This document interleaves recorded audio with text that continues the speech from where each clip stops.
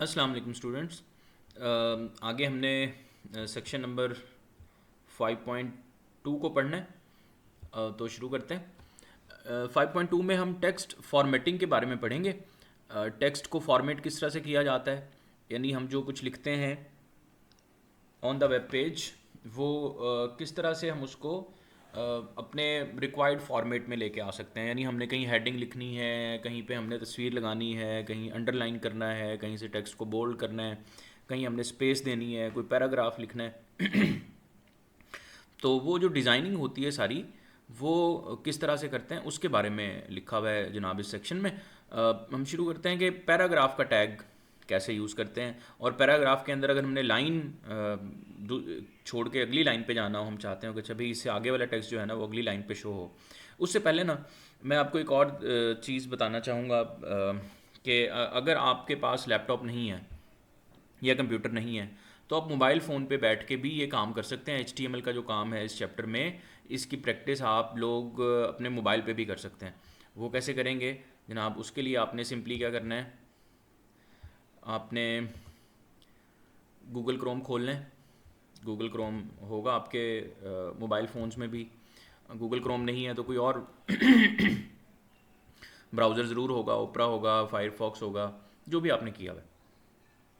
उस पर आपने जाके सर्च करना है W3 स्कूल्स। ठीक है, ये आपने सर्च कर लेना है W3 स्कूल्स। ये जनाब पहली वेबसाइट आ जाएगी w3school.com के नाम से। इसको आपने ओपन कर लेना है। ठीक है, ओपन होगी वेबसाइट तो इस पे बहुत कुछ है सीखने के लिए। प्रोग्रामिंग सीखने के लिए जो इनिशियल बेसिक कॉन्सेप्ट्स हैं प्रोग्रामिंग के, वो सीखने के लिए ये वेबसाइट बेहतरीन है। इस वेबसाइट पे आपने, मेरा इंटरनेट थोड़ा स्लो चल रहा है इस वक्त, I don't know why, but इस वेबसाइट को आप खोलेंगे तो यहाँ HTML, यानी यहाँ ना बहुत सारे कोर्सेज, अगर आप कोर्सेज देखें CSS है, जावास्क्रिप्ट है, SQL है, ये सारे प्रोग्रामिंग के डिफरेंट या तो लैंग्वेजेस हैं या डिफरेंट कॉन्सेप्ट्स हैं और कोर्सेज हैं। अच्छा, अब इसमें हमने HTML पे क्लिक करना है। ठीक है, HTML का ये आ जाएगा इंटरफेस। यहाँ पूरी HTML इसने सिखाई हुई है। ठीक है, आप बुक से सीख लें जितनी बुक में है। बुक में तो बहुत बेसिक लेवल की है, इसमें काफ़ी डिटेल में इसने डिस्कस किया हुआ है। देखें इतने सारे मेन्यूज़ हैं लेफ्ट साइड पे, ये सारे HTML को सिखाने के लिए हैं। अच्छा, दूसरा इसमें जो फ़ायदा है हमें करने के लिए वो ये है कि इसमें आपने ये ट्राई इट योर सेल्फ का बटन एक बना हुआ है। इस पर क्लिक करेंगे तो एक नई विंडो खुल जाएगी। तो आप यहाँ लेफ़्ट साइड पे कोड लिखेंगे। ठीक है, लेफ़्ट साइड पे कोड लिखेंगे और उसकी जो आउटपुट है वो यहाँ राइट साइड पे आ जाएगी। ठीक है, तो ये बहुत आसान है। यहाँ मैं लिखता हूँ पेज का टाइटल 9th कंप्यूटर साइंस, और यहाँ मैं लिखता हूँ दिस इज़, ये हेडिंग है जिस तरह हमने अभी पिछले सेक्शन में देखा था ना, वो ये उसी तरह का प्रोग्राम एक लिखा हुआ है, इसमें सिर्फ हेडिंग है। दिस इज़ कंप्यूटर साइंस, हम लिख देते हैं जनाब कंप्यूटर साइंस HTML कोर्स। ठीक है, ये लिख देते हैं। इसको आपने क्या करना है, ये गलती से मेरे से बटन प्रेस हो गया था, आपने रन पे क्लिक करना है सिर्फ, और ये जो आउटपुट होगी ना इसकी, ये राइट साइड पे आ जाएगी। ये देखें, ये यहाँ आ गई है। तो आप जो कुछ भी डिज़ाइनिंग वगैरह आपने सीखनी है, वेब डिज़ाइनिंग, वो आप सिंपली यहाँ बैठ के सीख सकते हैं अपने मोबाइल फ़ोन पे w3schools.com। और ये वेबसाइट खोलें, इसमें HTML पे जाएं, ट्राई इट योर सेल्फ के बटन पे क्लिक करें, या मैं आपको ये लिंक जो है वो वीडियो की डिस्क्रिप्शन में भी दे दूंगा, वहाँ से भी आप इसको देख सकते हैं। ठीक है, तो अगर आपके पास लैपटॉप या कंप्यूटर नहीं है तो डोंट वरी, आप इसको मोबाइल फ़ोन पे भी कर सकते हैं। This is not a big deal. और भी वेबसाइट्स हैं इसके अलावा, ये एक वेबसाइट मैंने आपको बताई है, और भी हैं इसके अलावा जो आपको HTML सिखा देंगे ऑनलाइन। ओके, खैर हम थे अपने एक चीज़ हम पढ़ रहे थे, उसको दोबारा शुरू करते हैं। तो पैराग्राफ जनाब कैसे लिखते हैं, हम वही फ़ाइल खोलते हैं जो हमने पिछले सेक्शन में खोली हुई थी, और वहीं से शुरू करते हैं। This was the file, my website के नाम से थी। तो ये जब आप बंद कर देंगे ना, तो ये बाय डिफ़ॉल्ट आपको नज़र आएगी इस तरह की फ़ाइल गूगल क्रोम की। तो आप कहेंगे यार इसमें मैं एडिट कैसे करूँ, क्योंकि ये जब आप इस पर डबल क्लिक करेंगे तो ये तो गूगल क्रोम में ही खुलनी है हमेशा, या किसी और वेब ब्राउज़र में खुलेगी सिर्फ। तो आप इसको राइट क्लिक करेंगे और ओपन विद करेंगे, ओपन विद कर लेंगे आप इसको नोट पैड। ठीक है, चूज़ अनदर ऐप करके आप यहाँ से नोट पैड में नोट पैड आपने सेलेक्ट करना है, ये नोट पैड, ठीक है, और ऑलवेज ओपन विद दिस। तो ये जनाब आ जाएगी आपकी नोट पैड की फ़ाइल, ठीक है, नोट पैड की फ़ाइल। अब ये नोट पैड में ओपन हो गई है, इसको ऑलवेज ओपन विद दिस ना करें क्योंकि इसका फिर ना इंटरफेस चेंज हो जाएगा, ये इस तरह से नज़र आना शुरू हो जाएगी। चलें, ये भी अच्छा हुआ, ये गलती से मेरे से हो गया, बट हम इसकी डिफ़ॉल्ट ऐप चूज़ कर लेते हैं कि ये गूगल क्रोम में ही ओपन होगा बाय डिफ़ॉल्ट, लेकिन इस दफ़ा मैं इसको ओपन कर रहा हूँ इसमें नोट पैड में, ताकि मुझे जो है ना वो एडिट करने का मौका इसको मिल जाए। अच्छा जी, खैर ये कोड हमने लास्ट टाइम लिखा था। अब इसमें हम ना एक पैराग्राफ ऐड करते हैं, तो पैराग्राफ का टैग बॉडी के टैग के अंदर होता है। बॉडी के, क्योंकि वो एक बॉडी में ही आता है कॉन्सेप्चुअली, पैराग्राफ होता ही उसके अंदर है जो मेन टेक्स्ट है, क्योंकि उससे ऊपर तो सिर्फ टाइटल होता है और टाइटल तो ऊपर नज़र आता है, तो जो हम लिखते हैं स्क्रीन पे जो हमें नज़र आता है वो बॉडी के टैग में ही होता है। तो बॉडी के टैग के अंदर ही पैराग्राफ हम लिखेंगे, दिस इज़ पी, पैराग्राफ का टैग लगाएं और इसमें जो मर्ज़ी आप लिख दें, this is a sample paragraph, we are doing web designing,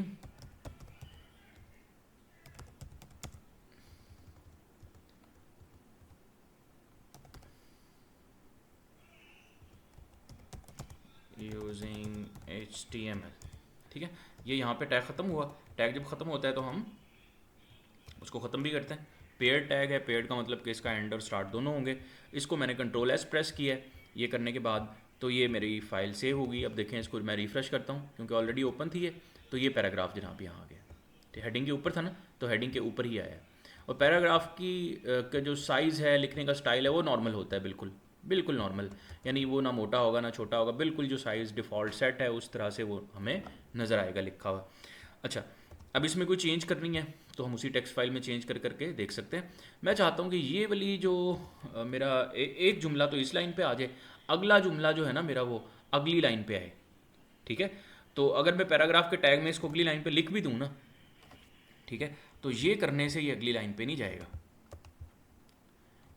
ठीक है, वो उधर का उधर ही है। देखें, ये यहीं लिखा हुआ है स्टिल, हालांकि मैंने अपने कोड में इसको नीचे ले आया हूँ मैं, तो नीचे यहाँ लिखने से नीचे नहीं आएगा, उसको बताना पड़ेगा कि भाई यहाँ से आगे वाला हिस्सा जो है ना वो आगे आपने नीचे वाली लाइन पे लेके जाना है। उसके लिए टैग होता है बी आर का टैग, ब्रेक लगाने का टैग, ठीक है, लाइन चेंज करने का टैग। तो जहाँ हमने बी आर लिख दिया ना, ये बताएगा इसको कि भाई यहाँ से आगे ना, जहाँ बी आर लिखा हुआ है, यहाँ से आगे वाली जो चीज़ है ये आपने अगली लाइन पे शो करवानी है।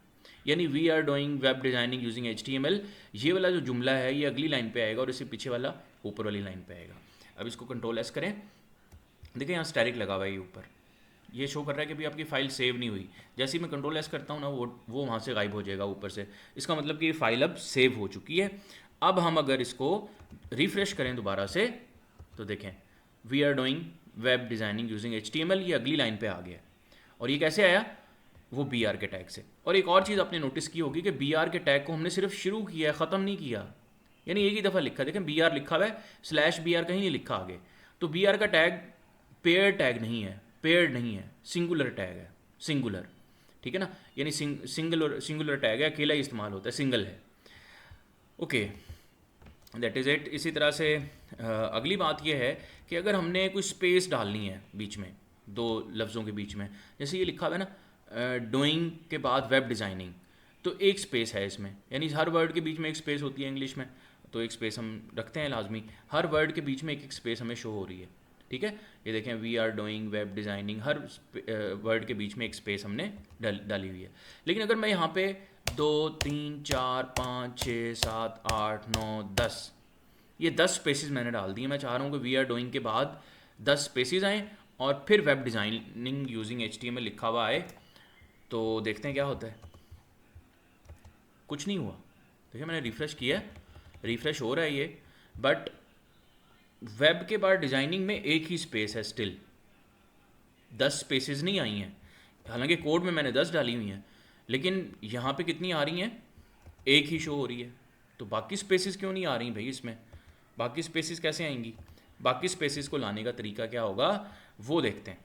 उसके लिए जनाब टैग होता है non breakable space, non breaking space, ठीक है, ये टैग है। और ये टैग मुख्तलिफ तरीके से इस्तेमाल होता है। ये ऐसे इस्तेमाल नहीं होता कि इसको जनाब स्टार्टिंग करें और इसमें NBPS लिख दें, ऐसे नहीं होगा ये। इसके लिए होता है जनाब, जिस तरह किताब में देखें ना, तो शुरू में हम लिखेंगे एंड% का sign, ampersand, non breaking space, breakable नहीं है, सॉरी ब्रेकिंग है, नॉन ब्रेकिंग स्पेस, और इसके आखिर में लगाएंगे सेमीकोलन। ठीक है, ये इसका सिंटैक्स है लिखने का। जब ये एक दफ़ा हम लगाएंगे ना तो एक स्पेस वो डाल देगा, एक दफ़ा लगाने से एक स्पेस डाल देगा। अब देखें ज़रा, इसको मैं सेव करके रिफ्रेश करता हूँ दोबारा, तो देखें स्पेस डली है उसमें, देखें एक स्पेस डल गई है, एक स्पेस डल गई है। ठीक है, इसी तरह से एक और अगर हमने डालनी है तो दोबारा एक और लिख दें आगे, NBSP और कॉलन। ठीक है, फिर रिफ्रेश करें और फिर देखें एक और स्पेस डल गई है बीच में इसके। ठीक है, तो अब ये 3 स्पेसेस हो गई, एक तो पहले डली हुई थी, 2 हमने इसे डाल दी। तो जितनी भी स्पेसेस डालनी होंगी आपने उतनी दफ़ा ये लिख देंगे, एंड NBSP। ठीक है, इसको बार बार लिखने की ज़रूरत नहीं है। अगर आपने 10 डालनी है तो इन दोनों को कॉपी कर लें, पेस्ट कर लें, 4 हो गई हैं, 6 हो गई हैं, 8 हो गई हैं, 10 हो गई। ठीक है, अब देखें 10 स्पेसेस ऑटोमेटिकली आ जाएंगी ये। ठीक है, वो दूर चला गया काफ़ी। तो स्पेस डालने का ये तरीका है, याद रखिएगा इसको। ओके, इसी तरह से हेडिंग लगाना और सब हेडिंग लगाना, ये कैसे करते हैं इसको देखते हैं जनाब। उसके बाद टेक्स्ट की मज़ीद फॉर्मेटिंग को देखेंगे, फिर उसके बाद लिस्ट बनाने को हम देखेंगे। हेडिंग और सब हेडिंग, एक चीज़ मैं आपको बता दूं कि इनमें से हर चीज़ को प्रैक्टिस करते जाइएगा और साथ साथ इसको करते जाइएगा। बेशक वीडियो को दरमियान में रोक दें, जितना काम हमने अब तक कर लिया है इसको प्रैक्टिस कर लें। आप नहीं समझ आती पूछ लें वीडियो के कमेंट के सेक्शन में, या ईमेल कर लें मुझे, ताकि आपको ये साथ साथ क्लियर रहे। ओके, या फिर आप इंटरनेट से हेल्प ले लें, W3 स्कूल से हेल्प ले लें, किसी और वेबसाइट से हेल्प ले लें, ताकि आपको ये क्लियर हो। लेकिन ये क्लियर रखना है आपने, साथ साथ इसको समझते जाना है, किसी चीज़ को पेंडिंग नहीं करना, नुकसान होगा उससे। हेडिंग कैसे लगाते हैं देखें, हमने यहाँ हेडिंग देखी थी शुरू में। H1 एक हेडिंग है, ये सबसे बड़ी हेडिंग है। H2 उससे छोटी हेडिंग होगी, ये सब हेडिंग होगी उसकी, जाहिर है। ठीक है ना, जिस तरह हम एक बड़ी हेडिंग लगाते हैं उसके अंदर एक छोटी हेडिंग भी होती है। इसलिए देखें ना, यहाँ पे हम अगर अपनी किताब में देखें तो किताब में एक बड़ी हेडिंग है, ये टेक्स्ट फॉर्मेटिंग, उसके अंदर एक छोटी हेडिंग है, फिर इसके अंदर और छोटी हेडिंग भी हो सकती है। जिस तरह ये है, ये वक्फा स्पेस डालना, ये छोटी हेडिंग है। तो ये सब हेडिंग्स कहलाती हैं, जो छोटी हेडिंग्स होती हैं। जो मेन हेडिंग होती है उसको कहते हैं हेडिंग, और जो उसके अंदर छोटी हेडिंग्स होती हैं उनको कहा जाता है सब हेडिंग। सब हेडिंग का मतलब कि उसका छोटा हिस्सा, उसका छोटा सा हिस्सा। तो H1 हमने देखा था ऊपर, तो H1 को देखें अगर आप, मैं दोबारा रिफ्रेश करके दिखाता हूँ, ये H1 है, ये बड़ी हेडिंग है। ये H2 है, ये उससे छोटी हेडिंग है। इससे भी छोटी हेडिंग अगर लगानी है तो हम लगा देंगे H3। ठीक है, मैं कहता हूँ जी ये हेडिंग नंबर 3 है, हेडिंग नंबर 3, और इसको भी बंद करना पड़ेगा, जाहिर है। ये टैग जो हमने खोला है इसको हमें क्लोज भी करना पड़ता है। ये हेडिंग नंबर 3 देखें, ये H2 से छोटी है, H1 से छोटी H2 से छोटी H3, और जो हम लगाते जाएंगे H4, H5, H6 तक हेडिंग्स लगती हैं। H6 जो है वो सबसे छोटी होती है। तो आप प्रैक्टिस कर लीजिएगा इसको H1, H2, H3 करके, ताकि आपको समझ आ जाए कि हेडिंग देखें, हेडिंग 1 सबसे बड़ी है, फिर 2 उससे छोटी है, 3 उससे छोटी है, 4 उससे छोटी है, 5 और सबसे छोटी हेडिंग नंबर 6 है। ओके, एक एक्सरसाइज है किताब में, ये आपने करना है कि एक फ़ाइल बनानी है pakistan.html के नाम से, और पाकिस्तान को पहले दर्जे की हेडिंग में लिख के देखें, फिर दूसरे, और फिर तीसरे, फिर चौथे, और फिर पाँचवें, और पाकिस्तान पे एक पैराग्राफ भी लिखना है आपने, ताकि हैंड्स ऑन हो जाए आपका। ओके, अब आगे एक ना बड़ी इंटरेस्टिंग सी चीज़ है, इसने फ़ॉन्ट कलर के बारे में बताया। फ़ॉन्ट का एक टैग है जिससे हम कलर सेट कर सकते हैं। ठीक है, कलर सेट कर सकते हैं, और किसी भी टेक्स्ट का, किसी पैराग्राफ का, और या किसी हेडिंग का कलर फ़ॉन्ट के टैग से हम चेंज कर सकते हैं। मैं कहता हूँ भाई ये जो पैराग्राफ है ना मेरा, ये जो पैराग्राफ है, इसके ऊपर मैं लिखता हूँ फ़ॉन्ट का टैग, ये फ़ॉन्ट का टैग। ठीक है, और फ़ॉन्ट का टैग क्या बताएगा, जो उसमें हम कलर बता सकते हैं, उसको साइज़ बता सकते हैं कि ये जो हम लिख रहे हैं इसमें इस टेक्स्ट का साइज़ कितना होगा, या इसका फेस क्या होगा। यानी लिखने की जो स्टाइल है ना, राइटिंग स्टाइल, जिस तरह हमारी हैंड राइटिंग्स होती हैं, कंप्यूटर में भी डिफरेंट हैंड राइटिंग्स मौजूद होती हैं पहले से, उनमें से कोई एक स्टाइल आप चूज़ कर लेंगे, इस तरह से लिखें इसको। देखें, कुछ ये टेक्स्ट पहले किसी और तरह से लिखा हुआ था, टाइम न्यू रोमन था मे बी, और ये अब इसने इसको वर्डाना कर दिया, वर्डाना। तो ये डिफरेंट हो गया, देखें इसका लिखने का स्टाइल डिफरेंट है, लिखाई बदल दिया सादा लफ्ज़ों में।